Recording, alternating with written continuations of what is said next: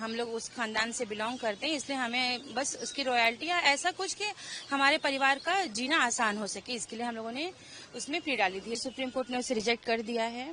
तो मुझे समझ नहीं आता कि हमारे साथ इतना अन्याय क्यों हो रहा है। हमने देश के प्रति वफादार रहने का ये सिला पाया है कि हमारे लिए सुनवाई तक नहीं हो रही है।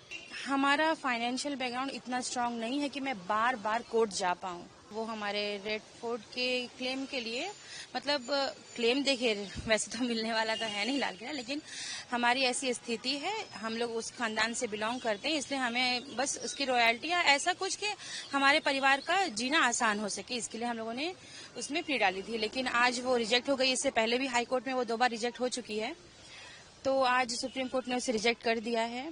तो मुझे समझ नहीं आता कि हमारे साथ इतना अन्याय क्यों हो रहा है। मेरे लिए अन्याय है क्योंकि हमारे दरख्वास्त को ठीक से सुना भी नहीं गया है अभी तक।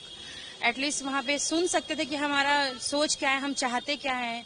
इससे पहले भी जैसे बहादुर शाह जफर के बारे में आप सभी जानते हैं, उन्होंने देश के लिए बहुत कुर्बानियां दी हैं।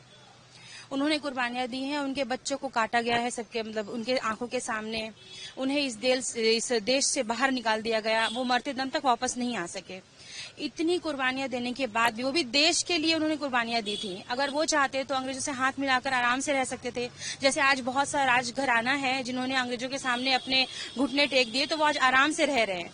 लेकिन हमने देश के प्रति वफादार रहने का ये सिला पाया है कि हमारे लिए सुनवाई तक नहीं हो रही है। सरकार भी हमारी तरफ ध्यान नहीं दे रही है। इससे पहले भी मेरे नाना बेदार बख्त, उन्होंने कई बार सरकार को लिखा है चिट्ठी वगैरह कि हमारे ऊपर ध्यान दिया जाए, पर उनकी चिट्ठी को भी हमेशा ही अनदेखा कर दिया गया है। वो अपने लिए न्याय मांगते मांगते इस दुनिया से चले गए। उसके बाद सुल्ताना जी ने भी कई बार हेल्प मांगी है सरकार से, लेकिन हमारे ऊपर कभी ध्यान नहीं दिया गया है।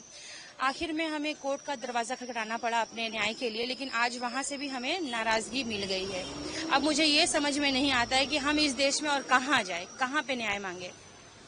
अंग्रेजों ने इतने जुल्म किए हमारे ऊपर, इसके बाद अब इस सरकार में भी अगर हमें न्याय नहीं दिया तो हम और कहाँ जाएंगे। मुझे ये बात की समझ नहीं आती है। इसके बाद मैम आप लोगों का नेक्स्ट मूव क्या होगा, क्या स्टेप इसके बाद? देखिए, इसके बाद मेरा नेक्स्ट मूव क्या है, ये तो भी मेरी दिमागी स्थिति ठीक नहीं है, प्लस मेरी नानी सुल्ताना बेगम जी की तबीयत भी बहुत अच्छी नहीं है। तो अभी आगे हम क्या करना चाहते हैं ये तो मुझे ठीक पता नहीं है, लेकिन हमारा फाइनेंशियल बैकग्राउंड इतना स्ट्रांग नहीं है कि मैं बार बार कोर्ट जा पाऊं।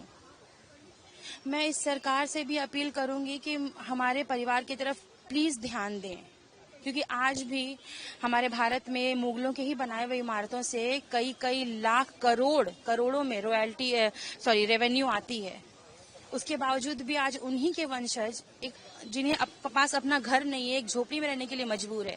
तो ये शर्म की बात है, ये बहुत ही शर्म की बात है।